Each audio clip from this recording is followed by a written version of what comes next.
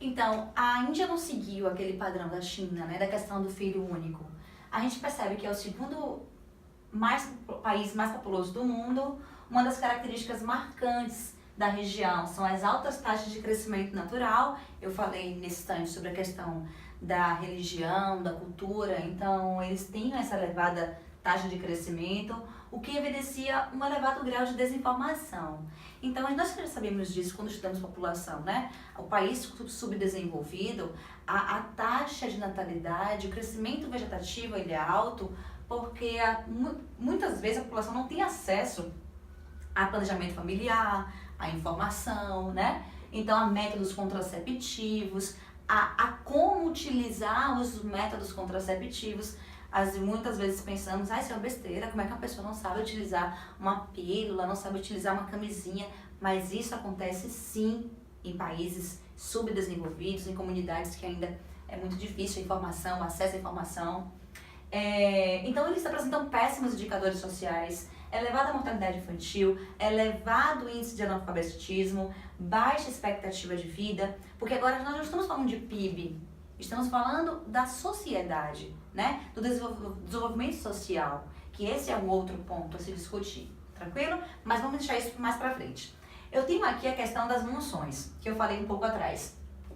Vamos lá. A Índia apresenta temperaturas frias no alto das montanhas, tranquilo, e um ambiente de clima temperado no sopé das montanhas, e na planície da região dos Ganges até as áreas do Planalto do Deccan, nós temos um clima mais tropical. Claro que recebe a grande influência das monções. Vamos só rememorar como é que funcionam as monções. Nós sabemos que para ocorrer o vento, vamos estudar na próxima semana, na frente de Geografia Física, aí nós vamos estudar que na climatologia, para ocorrer o vento, tem que existir uma diferença de pressão. O vento normalmente ele sai de uma área de alta pressão, que é uma área fria, dispersora de vento, e ele vai para uma área de baixa pressão, que é uma área quente, receptora de vento, certo? Funciona dessa forma. Então, levando em consideração aqui o planisfério, a linha do Equador e as estações do ano, quando eu tenho no hemisfério norte uma região inverno, região fria, alta pressão, dispersora de vento. No hemisfério sul, verão, baixa pressão, receptora de vento. Quando isso muda, embaixo inverno, alta pressão, dispersora de vento, baixa pressão, receptora de vento, tá? Tem que ter isso em mente, muito claro. Mas o que é que eu quero? Falar de monções. Para vocês entenderem as monções, linha do Equador, você tem que lembrar o seguinte: para a formação de uma massa de ar, para a formação, a região onde aquela massa de ar, onde aqueles ventos se formam, né, inicialmente, ele vai absorver as características do lugar de onde ele se formou. Se eu tenho aqui uma formação de ventos em cima do continente, eu vou ter automaticamente ventos secos, que vão em direção ao sul. Isso quer dizer o quê? Ao hemisfério sul. Isso quer dizer o quê? Que o inverno nessa região aqui, da Ásia Meridional, que abrange a Índia, o sul da China, enfim, o inverno é o quê? Seco, porque os ventos saem daquela região que naquele momento é uma área de alta pressão. Mas o que me interessa é a segunda situação. Quando no norte, no continente, é verão, vai ser uma área o quê? De baixa pressão, receptora de vento. No sul vai ser o quê? Alta pressão, inverno, dispersora de vento. Onde foi que ocorreu a formação dessas massas de ar? Ela se formou sobre o oceano. Então ela vai pegar as características de onde ela se formou, que é sobre o oceano. Então você tem muita umidade e ela vai levando essas características para onde ela vai se direcionando, se dirigindo. Claro que à medida que ela vai passando por regiões diferentes, ela vai deixando um pouco de suas características por onde ela vai passando. Só que esses ventos úmidos que saem do oceano trazem umidade para o continente. Faz com que ocorra um elevado índice pluviométrico, ou seja, chuvas torrenciais no verão. Então esses ventos que trazem umidade, que saem do Índico, do Oceano Índico, nós chamamos de ventos de monções. Essas chuvas causam enchentes catastróficas, porém ajudam muito no cultivo do arroz, na risicultura, como nós já discutimos em outro momento. Aqui eu já falei para vocês, são características populacionais, uma curiosidadezinha, esse carrinho aqui, né, chamado de tuk-tuk. alguns têm 3 rodinhas, né? É como se fosse um táxi de lá. É bem mais barato, é bem mais simples. Essa é a realidade da Índia. Provavelmente aqui foi em algum festival religioso, tá? É a segunda maior do mundo, já falei. Graças a inúmeras campanhas para o controle de natalidade, o índice vem diminuindo um pouco, a mortalidade ainda é muito alta, a taxa de mortalidade chega em a cada 1.000 nascidos, 32 mortes, e 40% da população, né, a gente sabe disso, tem ligado à questão do analfabetismo, tá? Aqui eu só queria rememorar com vocês também a população rural. Como é que eu digo isso para vocês? A Índia ela apresenta um grande destaque para a população do campo, para a população rural. E é interessante que existem grandes centros urbanos em algumas regiões específicas, mas o campo ainda tem uma função importante, ainda tem um percentual populacional muito alto, tá? Que vive no campo. Sobre a economia e o PIB da Índia, né? A gente vai observar aqui uma evolução. Você percebe que eu tenho aqui, ó, 2011, tá vendo? Houve uma queda aqui no PIB em 2012, mas 2012, 13, 14, 15, ele vem no crescimento constante, ó, contínuo. Houve um pequeno, né, bem sutil, uma pequena queda aqui, mas depois eles voltam com a ascensão e com esse crescimento econômico novamente.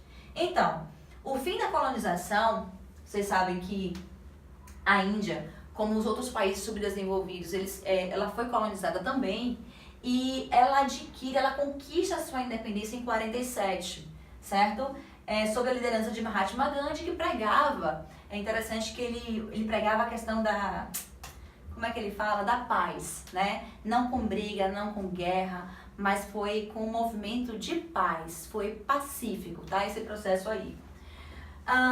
O início da industrialização ocorreu no período pós-independência, claro que eles passaram a investir nesse desenvolvimento industrial, então abriram para investimentos externos, o mercado interno tinha uma probabilidade, um perfil de crescimento, nós tínhamos uma população numerosa, ou seja, uma mão de obra abundante, caiu há uns 3 anos atrás, ou 4 anos, eu não me lembro exatamente, uma questão do Enem, falando sobre as empresas de telemarketing que estavam procurando na Índia, né, tava percebendo, havia na Índia um potencial para isso, então eles começaram a investir muito em telemarketing também.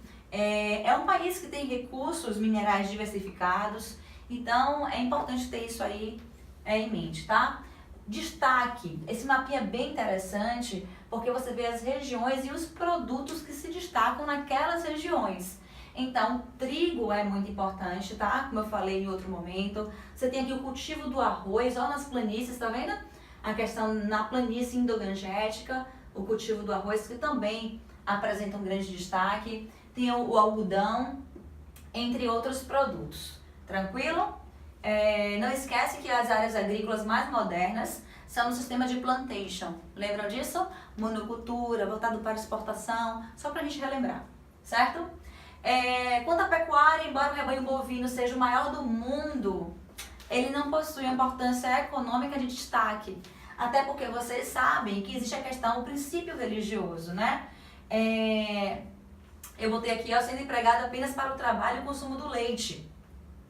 A criação, a pecuária ainda é de modo extensivo, rudimentar, e isso faz com que a qualidade da carne não seja tão boa. A gente sabe que os países desenvolvidos, que tem uma pecuária, um desenvolvimento ligado à criação do gado de forma intensiva, o gado vive confinado, a carne fica macia, que não é o caso da Índia. Eu estava lendo alguma coisa também sobre algumas adaptações de multinacionais, como a McDonald's, né? Eles tiveram que adaptar a carne por causa da vaca, a vaca é sagrada, então tem toda essa questão aí também religiosa, certo? Aqui eu tenho algumas áreas industriais, tá na cor lilás, tá vendo? E para você é importante o quê? Você destacar algumas cidades. Mumbai, destacar Madras, Nova Delhi, Kolkata, eu tô falando de Calcutá, tá, gente? E Bangalore, certo? É importante porque são as cidades que mais se destacam em relação à urbanização e à industrialização. Os setores mais desenvolvidos são aqueles ligados à presença de matéria-prima da região, isso, claro, né? Eles vão explorar a riqueza natural da região, como a siderurgia, devido à quantidade de ferro, manganês, carvão.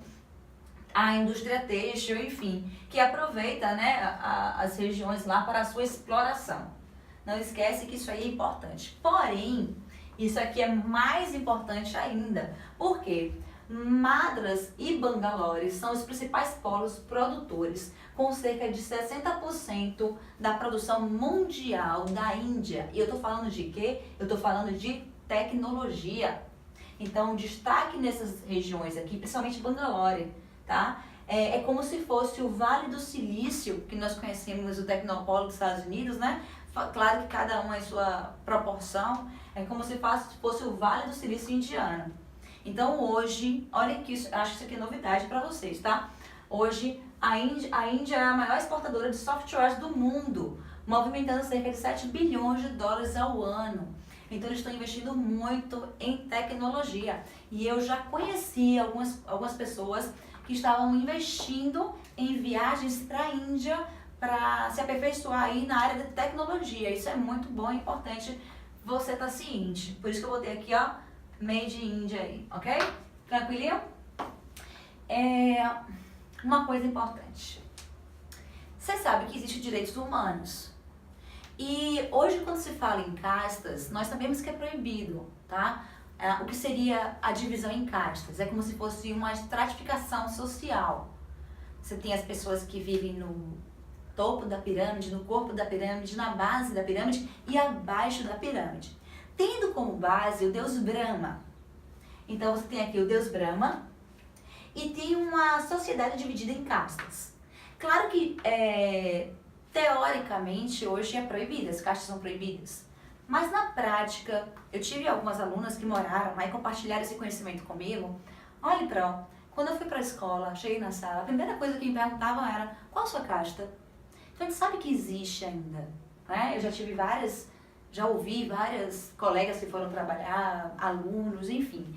Claro que essa questão das castas é bem mais forte nas regiões mais afastadas, né? Nas regiões menos urbanizadas, mais tradicionais. Mas ainda existe, certo? E se você for perguntar, Daisy, quando surgiu isso? Como é que funcionam essas castas? Então, voltando. Você tem o deus Brahma, a cabeça do deus Brahma, os braços, as pernas e os pés. Como é que funciona? Aqueles sacerdotes que eles eram considerados como a casta que saía da boca do deus Brahma. Por isso eles estão lá no alto. São os mais, entre aspas, né, na pirâmide, do grau de importância, seria a casta mais importante. Eu ainda coloquei aqui uma observação. Seriam o quê? Nasceram na cabeça do Brahma, né? São os sacerdotes, os letrados. Então, eram considerados no topo da casta, chamados de Brahmanes ou Brahmas. A segunda classificação são os braços, que são os kshatriyas, são os guerreiros, ou aqueles que têm poder político, tá? As pernas se escreve Vaisyas, mas se fala Vaishyas. São os comerciantes, camponeses, artesãos. E os pés seriam o quê? Os servos. Como eu coloquei aqui para vocês, ó. Nasceram dos pés a função servos. Tranquilo? E aquele, Daisy, que eu assisti uma novela na época aí, Caminho das Índias, que eram chamados de Dalits, intocáveis. O nome correto não são Dalits, são chamados párias, que eram os marginalizados da sociedade, que eles eram de fato chamados de intocáveis. Por quê? Porque diziam que eles eram dignos de limpar a fossa, eram carniceiros, trabalhavam com aqueles serviços que eles consideravam como indignos.